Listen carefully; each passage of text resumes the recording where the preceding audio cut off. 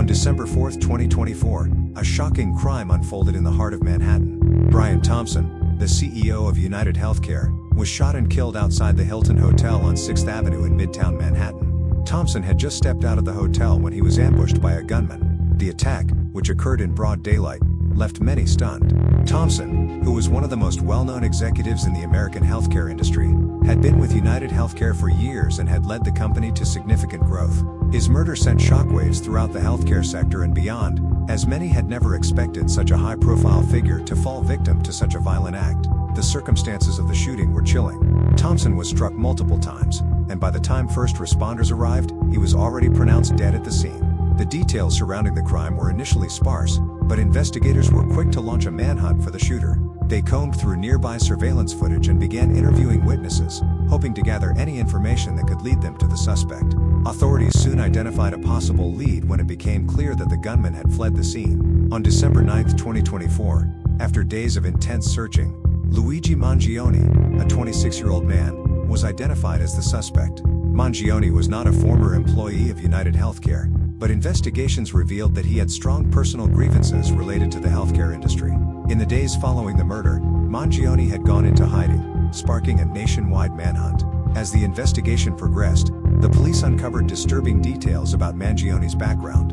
Mangione had no known connection to Thompson personally, but his frustration with the healthcare industry was evident. Reports indicated that Mangione had been vocal in his criticisms of the healthcare system and had written extensively about his dissatisfaction with it. Investigators later discovered a manifesto that Mangione had written, which expressed his anger and disillusionment with healthcare executives like Thompson. The manifesto appeared to contain personal grievances, though it did not directly link Thompson to Mangione's frustrations. The manifesto, which was found in Mangione's possession following his arrest, shed more light on his mindset. It outlined his frustrations with the healthcare industry's business practices, high costs, and lack of accessibility for ordinary people.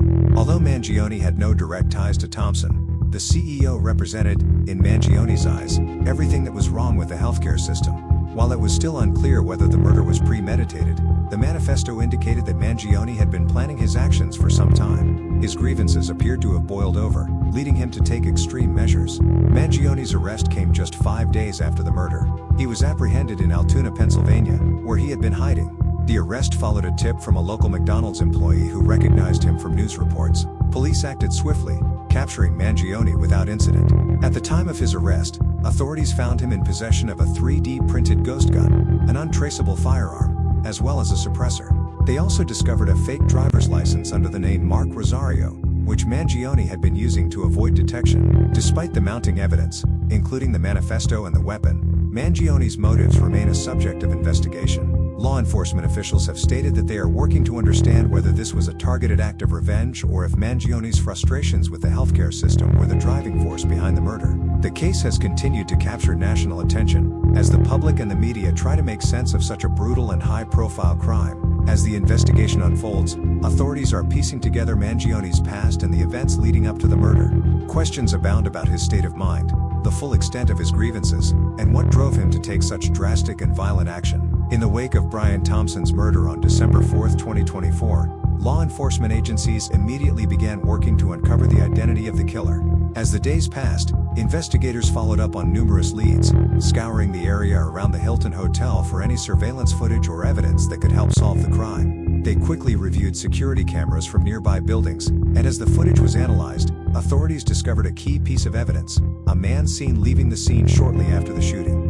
The footage showed the suspect walking briskly away from the hotel, carrying a bag and dressed in dark clothing. The man's face was partially obscured, but investigators were able to get a clear image of him. With this, the police began circulating the footage across various law enforcement networks. As the media picked up on the case, the public was urged to help identify the individual. It didn't take long before tips started coming in, but it wasn't until December 9th that a break in the case came. Luigi Mangione, a 26-year-old man from New Jersey, was identified as the prime suspect. Authorities learned that Mangione had no prior criminal record but had been vocal about his frustration with the healthcare system. Though Mangione had no known direct connection to Thompson, investigators discovered that he had a significant amount of personal grievance against the industry, which Thompson represented. Over the following days, investigators began to uncover more about Mangione's background. He had attended prestigious schools, including the University of Pennsylvania, and had worked in various professional capacities. However, he had never held a position with United Healthcare, the company Thompson had led.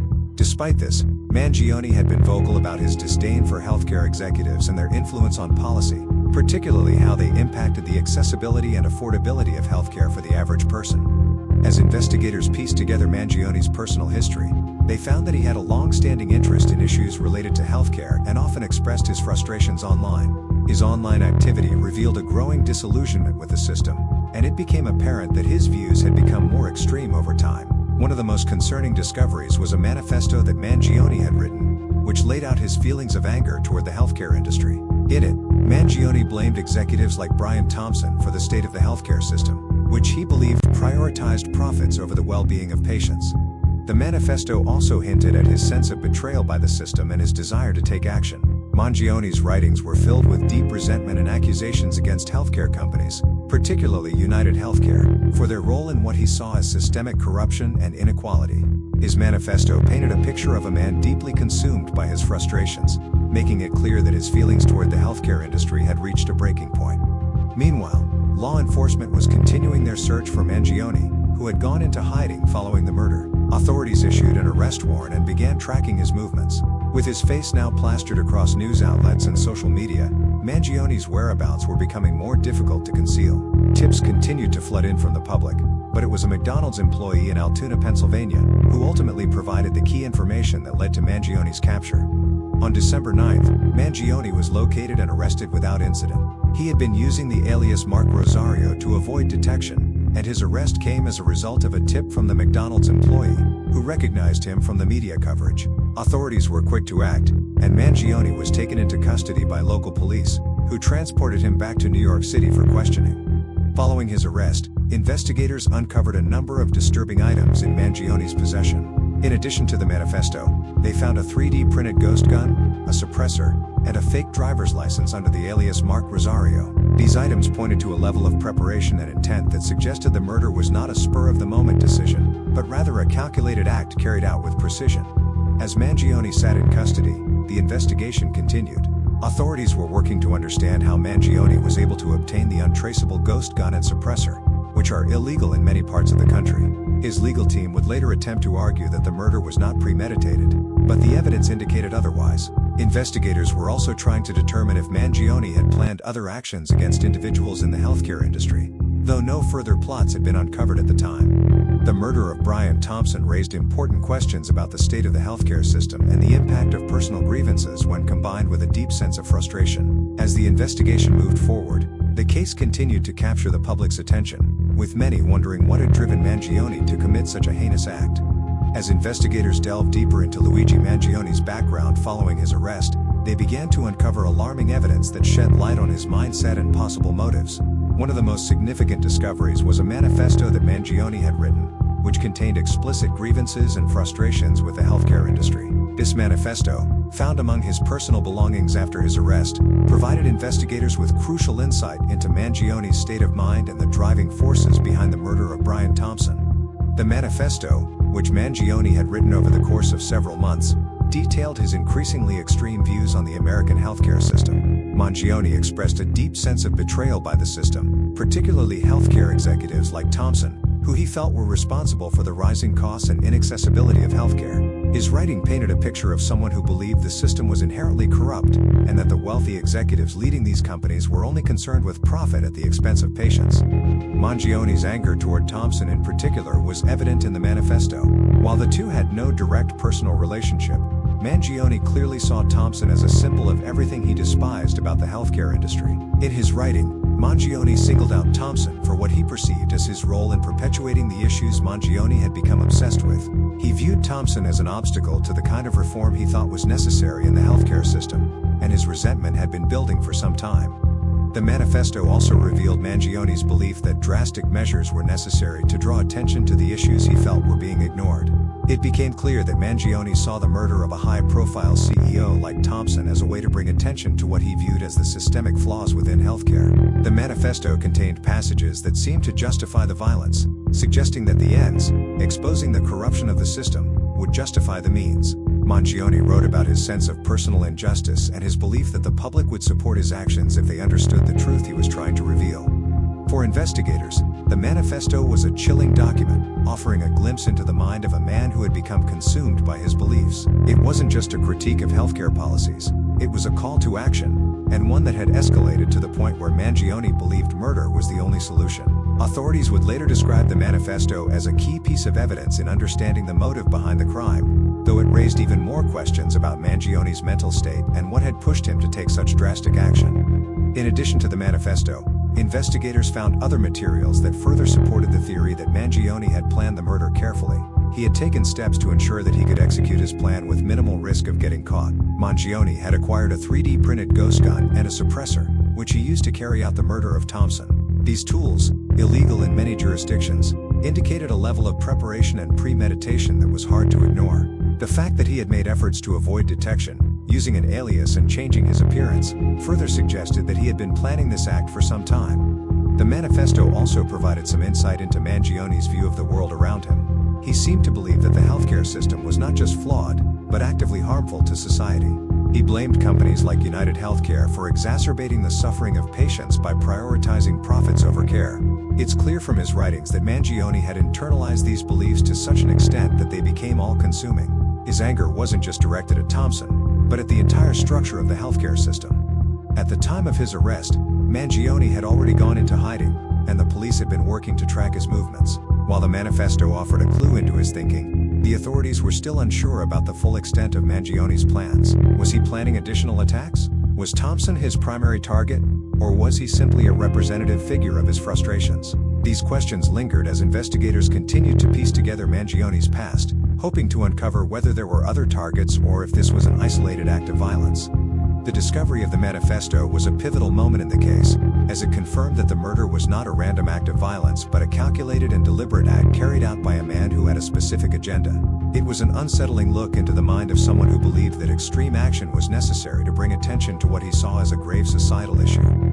As the investigation into the murder of Brian Thompson continued, authorities uncovered more alarming evidence that painted a clearer picture of Luigi Mangione's planning and intent.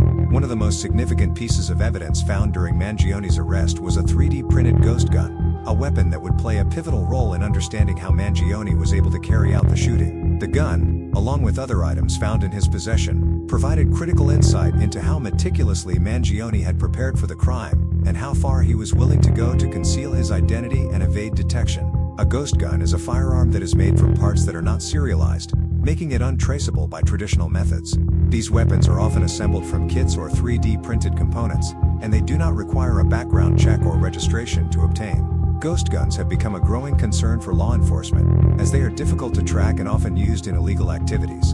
In Mangione's case, the discovery of the ghost gun indicated that he had gone to great lengths to ensure that his actions would be hard to trace back to him. The 3D printed ghost gun that Mangione used to kill Thompson was a chilling piece of evidence, as it demonstrated a high level of technical knowledge and premeditation. In addition to the gun, Mangione was found with a suppressor, which further suggested that he had intended to carry out the murder with as little risk as possible. The suppressor, which reduces the noise of gunfire, was likely used to help Mangione avoid detection in the busy, high-traffic area around the Hilton Hotel. Authorities were struck by the fact that he had been able to obtain and use such a weapon, which are typically difficult to acquire through conventional means. The discovery of the ghost gun also raised questions about Mangione's resources and connections.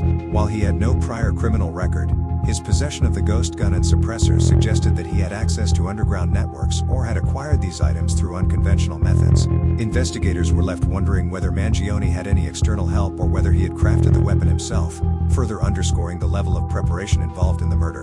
In the weeks following his arrest, authorities worked to trace the origins of the ghost gun. It was clear that Mangione had not purchased the weapon through legal channels, and the search for how he acquired it became a key focus of the investigation.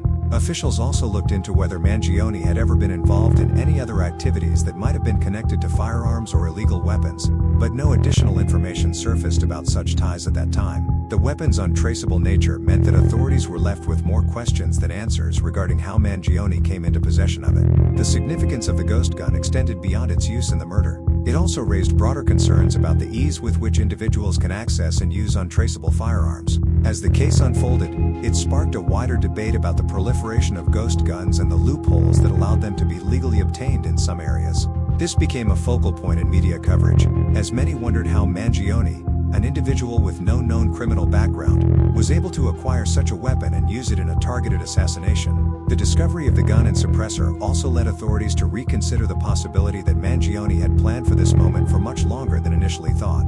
The weapon wasn't just a tool for the murder, it was a symbol of Mangione's commitment to his cause. His use of a ghost gun, which is not only difficult to trace but also associated with underground, illegal activity, suggested that he was willing to go to extreme lengths to carry out his plan while avoiding any risk of being caught. As the investigation into the weapon continued, law enforcement officials were left with the chilling realization that this murder was not a spur-of-the-moment act of violence, but a cold, calculated event driven by deep-seated frustration with the healthcare industry. The ghost gun, along with the manifesto and other evidence, pointed to a man who was willing to take extreme measures to express his anger and to challenge a system he felt had wronged him. Following the brutal murder of Brian Thompson on December 4, 2024, and the identification of Luigi Mangione as the prime suspect, authorities launched a massive nationwide manhunt. With little information about Mangione's whereabouts and no clear leads, law enforcement agencies across the United States worked in unison to track him down. His face quickly became a fixture on news outlets, social media, and wanted posters, as investigators urged the public to remain vigilant and report any sightings of the fugitive.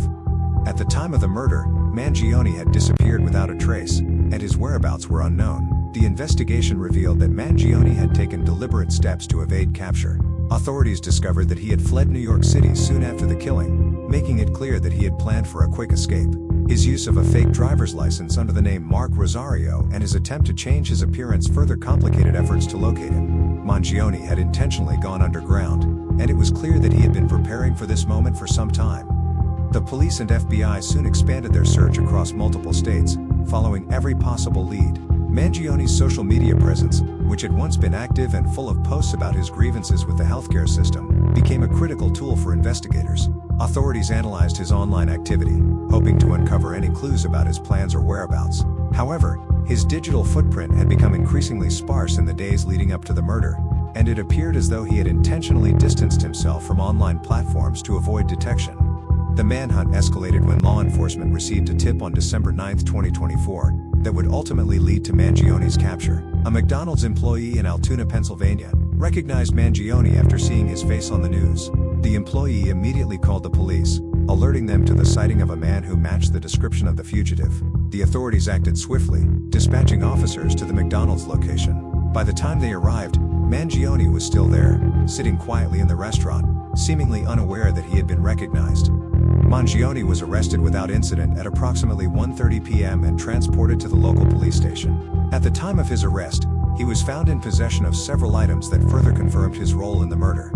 Authorities discovered the ghost gun, suppressor, and fake identification, all of which pointed to the premeditated nature of the crime. Mangione was taken into custody on charges of first-degree murder, and the police began the process of transporting him back to New York City to face formal charges.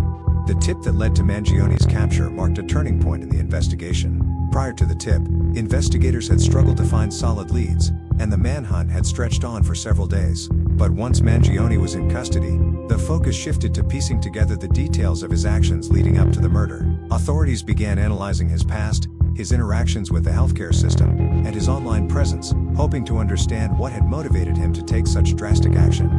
As Mangione was brought back to New York, the public remained captivated by the case. Media outlets continued to report on every new development, and the mystery surrounding the murder of Brian Thompson seemed to grow deeper with each new detail uncovered. The national manhunt had captured the attention of millions, and now that Mangione was in custody, many wondered what his trial would reveal about his motivations and the extent of his plans.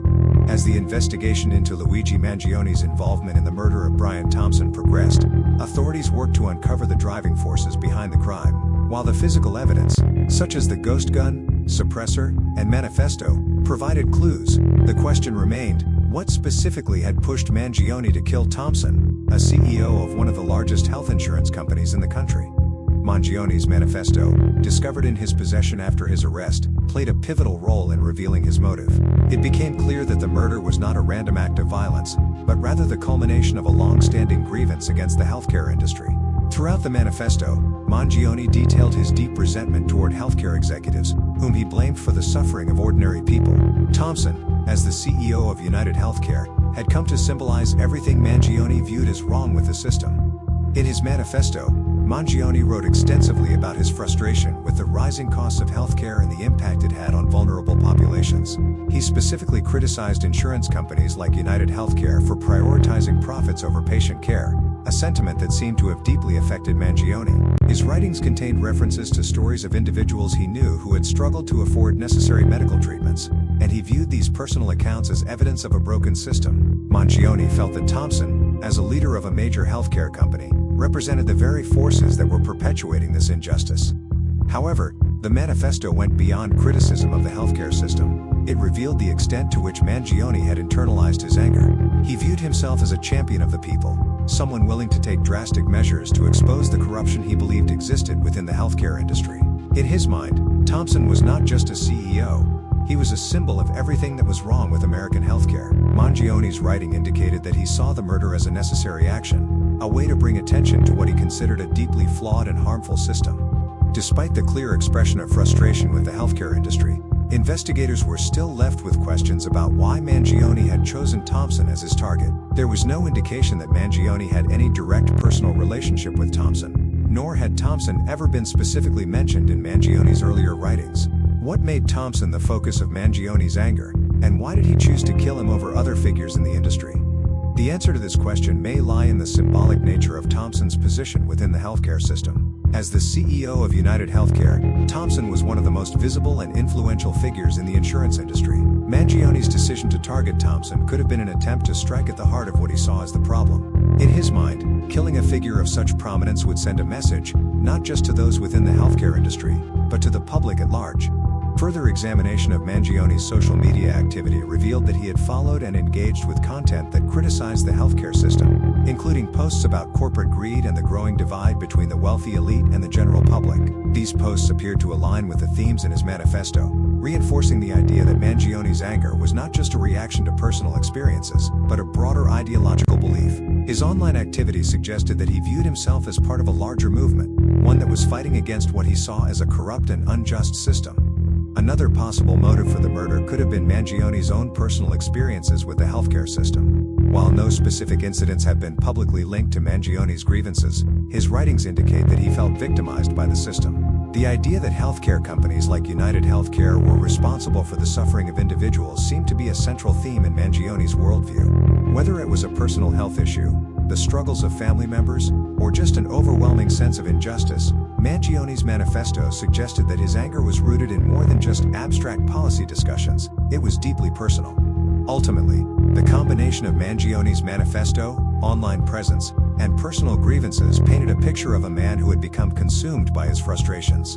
The murder of Brian Thompson was not the result of a momentary lapse in judgment or a random act of violence. It was the result of a deeply held belief that extreme action was necessary to expose what Mangione saw as the corrupt and unjust nature of the healthcare system. His decision to target Thompson, though seemingly random to the public, was deeply symbolic in Mangione's mind, and the murder served as a statement against what he believed to be an inherently flawed industry.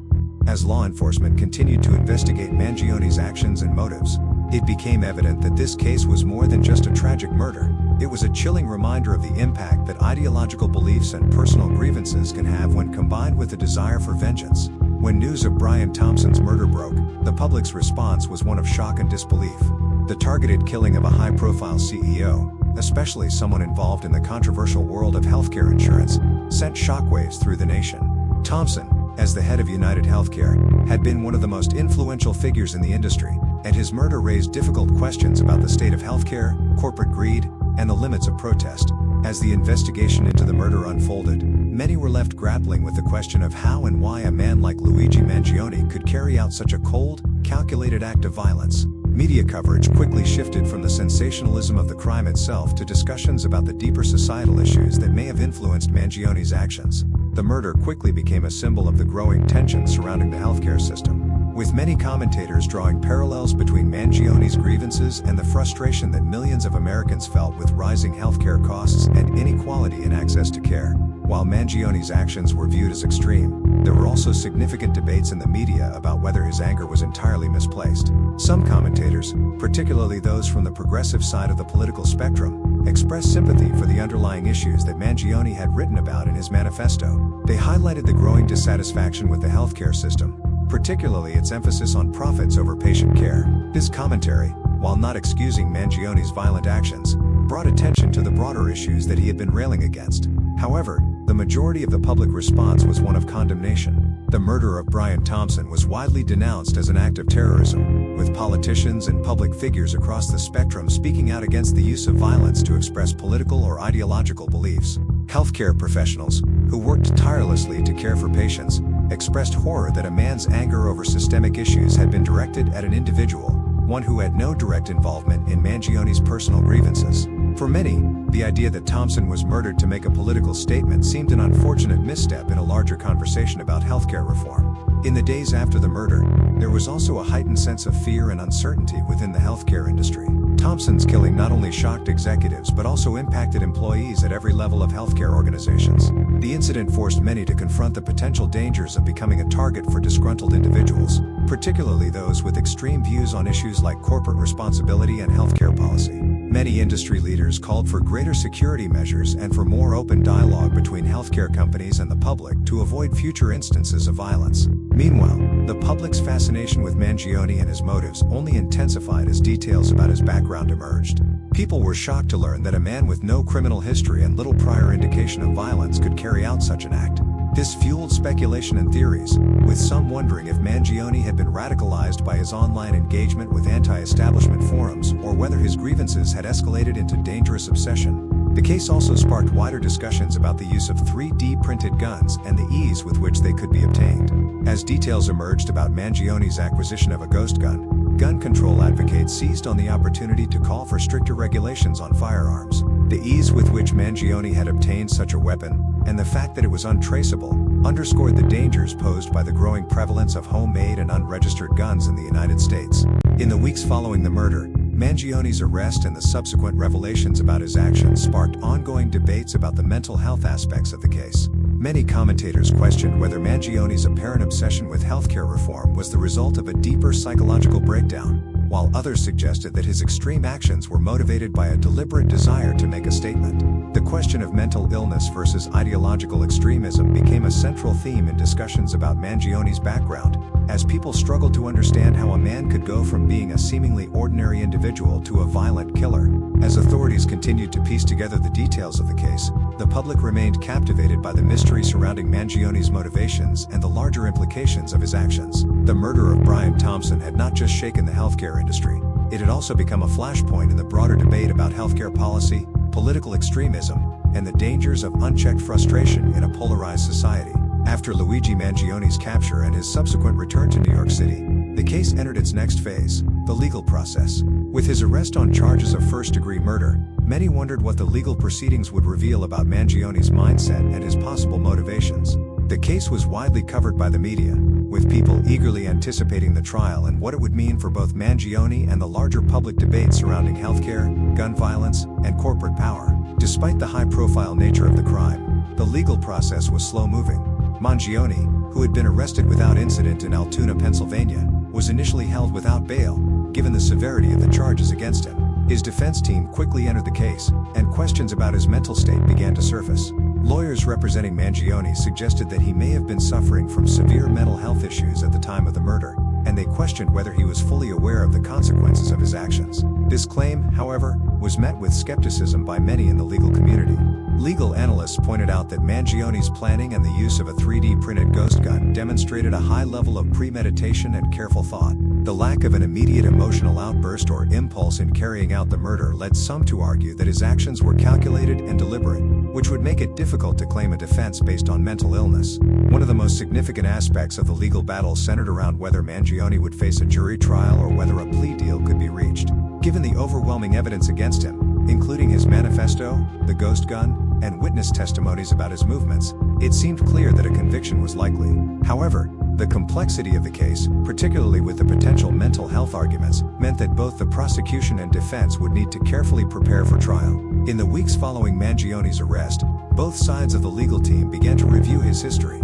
Authorities examined Mangione's prior medical records, which had been sealed but later released under court order. They revealed that he had received treatment for depression in the past, but there were no signs of violent tendencies or criminal behavior prior to the murder. This lack of a violent history further fueled the speculation about his mental state and whether he had become radicalized or obsessed with his ideas to the point of violence. The prosecution, on the other hand, focused on the brutal nature of the crime and the calculated approach Mangione had taken in planning and executing the murder. They painted him as a man who had taken matters into his own hands, deciding that violence was the only way to address his frustrations with the healthcare system. The prosecution's case was built on the idea that Mangione had acted out of an ideological belief that he had the right to strike against a man who represented the very system he detested. This framing of the crime was central to how the public viewed the case, with many questioning whether Mangione's act of violence was a form of domestic terrorism driven by political ideology. While the details of the legal process unfolded, many wondered if Mangione would seek a plea of insanity or mental incapacity. His defense team had suggested that they might pursue this route, though the effectiveness of such a defense remained unclear. The idea of using a mental health defense was complicated by the premeditated nature of the crime and the careful steps Mangione had taken to conceal his identity and plan the murder. As the case progressed, the trial became increasingly important in the national discourse, with healthcare and gun control at the forefront of political debates. The outcome of Mangione's trial had the potential to spark wider conversations about the accessibility of firearms, the state of mental health care, and the rising frustration among certain segments of the population toward corporate power. The public eagerly awaited the trial's start, with many speculating on how the case would unfold. Would Mangione be held accountable for his actions, or would the defense successfully argue that his mental state was compromised? The answers to these questions would likely influence the future of debates surrounding gun control, corporate responsibility, and the limits of protest in America. The murder of Brian Thompson and the arrest of Luigi Mangione quickly became a media sensation, sparking widespread public debate about the intersection of healthcare, political extremism, and violence. As more details emerged about Mangione's manifesto, his radical views on the healthcare system, and his premeditated actions, the case became a lightning rod for conversations about the state of American society, individual frustration, and the consequences of ideological extremism.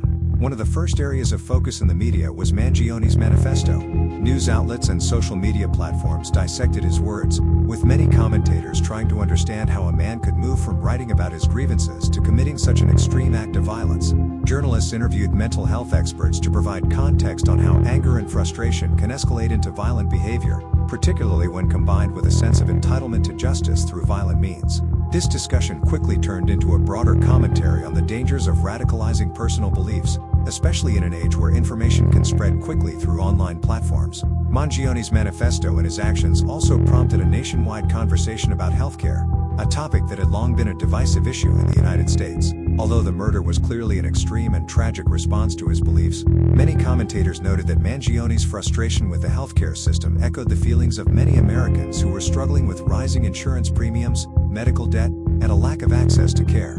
Political pundits from both sides of the aisle weighed in, with some criticizing the state of the healthcare industry and others condemning the violent response to systemic issues. The case highlighted the deep dissatisfaction with the status quo and served as a reminder of the consequences of unresolved grievances. In addition to the debates about healthcare and violence, Mangione's use of a ghost gun became a major topic of concern in the media. The fact that he had been able to obtain a 3D printed gun, which was untraceable and lacked serial numbers, raised alarms about the growing threat posed by such weapons.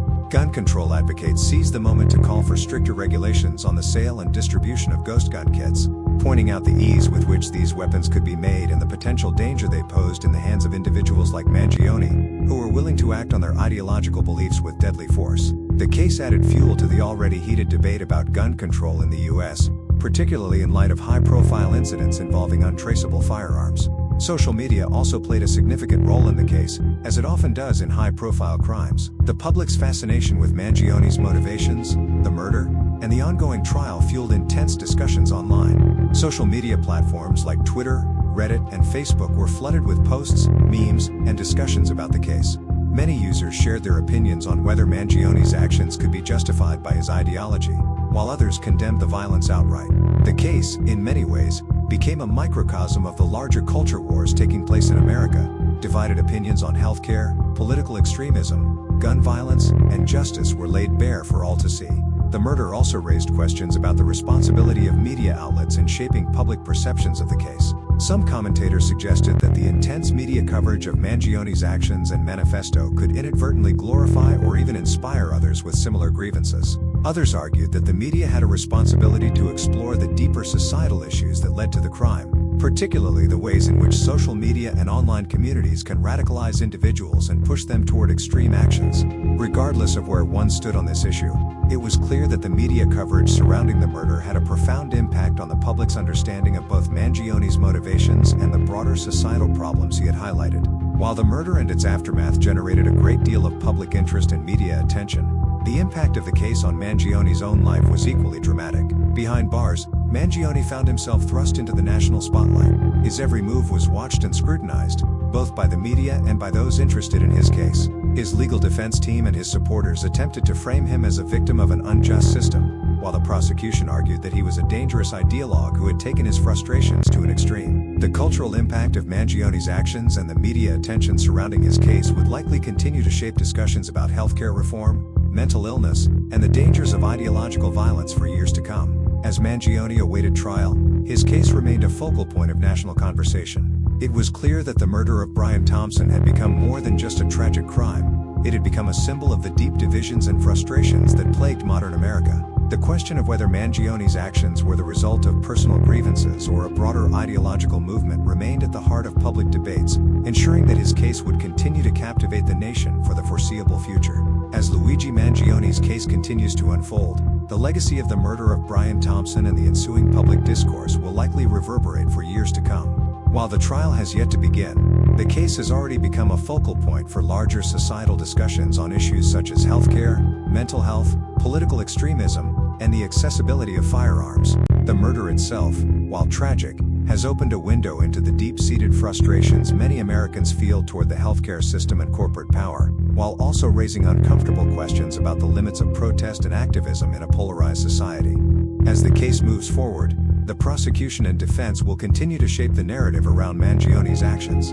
For the prosecution, the focus will remain on the calculated nature of the crime, the chilling manifesto, and the premeditation that led to the murder of Brian Thompson. The prosecution will argue that Mangione, driven by a radical ideology and a personal sense of injustice, decided to take matters into his own hands in a violent attempt to right what he saw as a systemic wrong. They will likely continue to emphasize the severity of his actions and the danger of allowing individuals to resort to violence in the name of political or ideological beliefs.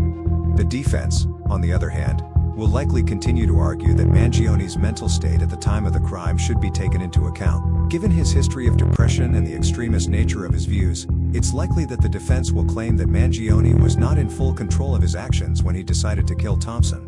The case will likely come down to whether Mangione's mental health issues were significant enough to render him incapable of understanding the consequences of his actions, or whether the premeditated nature of the crime will override any claims of insanity or diminished capacity.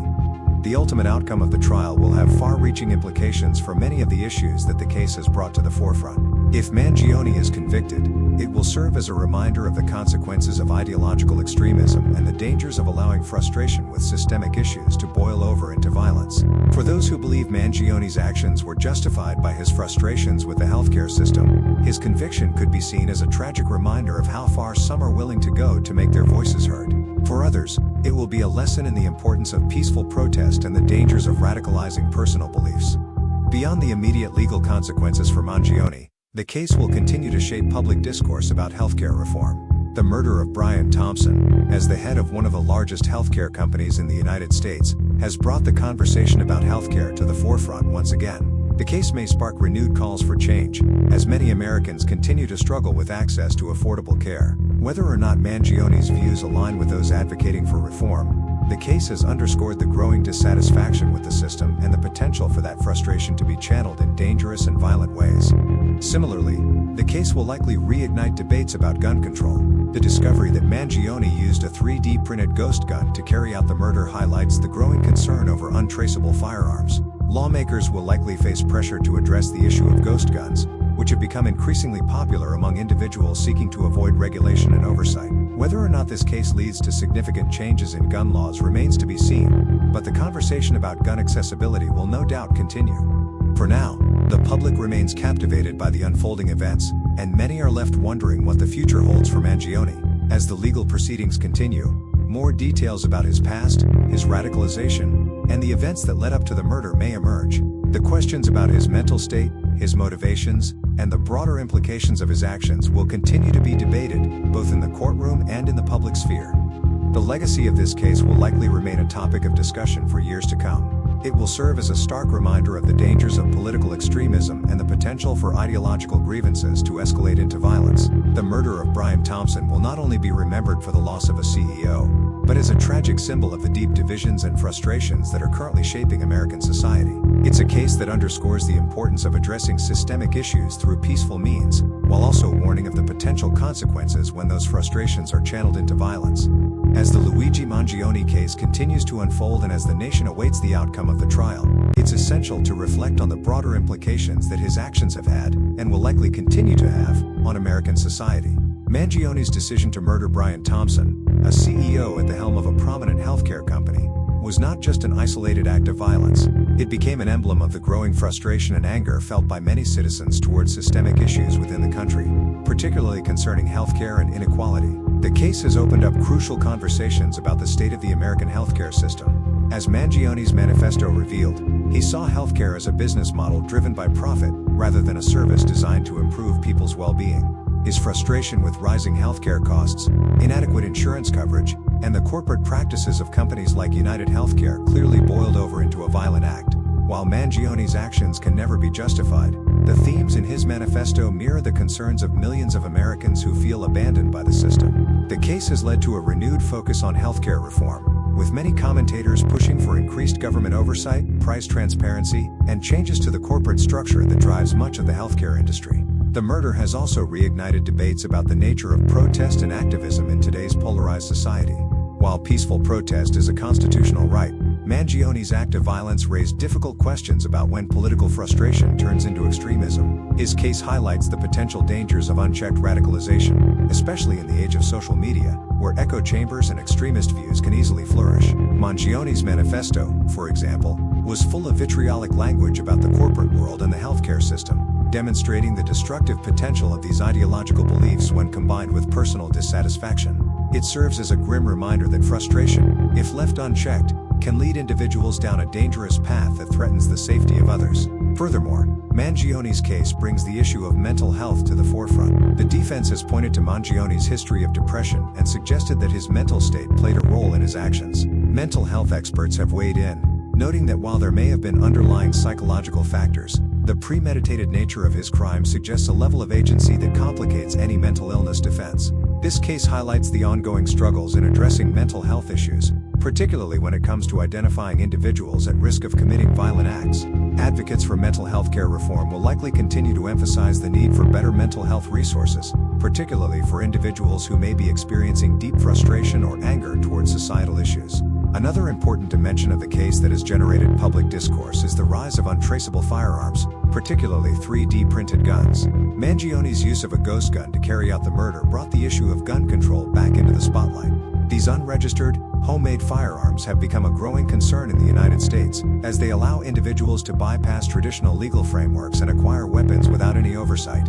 While the public's focus is often on traditional firearms in mass shootings, ghost guns represent an emerging threat. The ability for anyone with access to a 3D printer to create a functional weapon raises serious questions about the effectiveness of current gun control laws, and what steps should be taken to prevent such weapons from falling into the wrong hands. This case may push lawmakers to consider stricter regulations surrounding the production and distribution of ghost guns. Beyond the immediate legal implications, the case has also prompted a rethinking of the responsibilities of media outlets and social media platforms in shaping public opinion. As Mangione's manifesto spread across various online platforms, it sparked intense debates about freedom of speech, the spread of radical ideas, and the role of digital platforms in facilitating the dissemination of extremist content. For many, Mangione's case highlights the danger of online radicalization and the need for tech companies to take greater responsibility in curbing hate speech and dangerous rhetoric. The media's role in covering the case has also been scrutinized, with some suggesting that sensationalized coverage could inadvertently fuel further extremism. As the trial date approaches, the public is likely to continue grappling with these issues. The outcome of the trial will serve as more than just a legal determination. It will likely serve as a cultural touchstone, one that influences how Americans think about the intersection of ideology, mental health, violence, and systemic reform. The case is already being discussed in classrooms, editorial boards, and in public forums, shaping the broader conversation about the future of American society. In the end, the murder of Brian Thompson and the subsequent arrest of Luigi Mangione will be remembered not only for the tragedy it represents, but also for the hard questions it forces us to confront. It is a case that raises difficult but necessary conversations about the direction of the country, the deepening divisions in society, and the potential consequences of failing to address systemic issues before they reach a boiling point. The legacy of this case, whether we like it or not, will be a part of the ongoing dialogue about how we deal with discontent in an increasingly complex world. Thank you for watching and taking the time to engage with this story. If you found this video compelling, please take a moment to like, share, and subscribe to stay up to date with more content. Your support means a lot and helps keep these important discussions alive. I appreciate each and every one of you who is a part of this community. Stay tuned for more in-depth true crime stories, and as always, thank you for being here.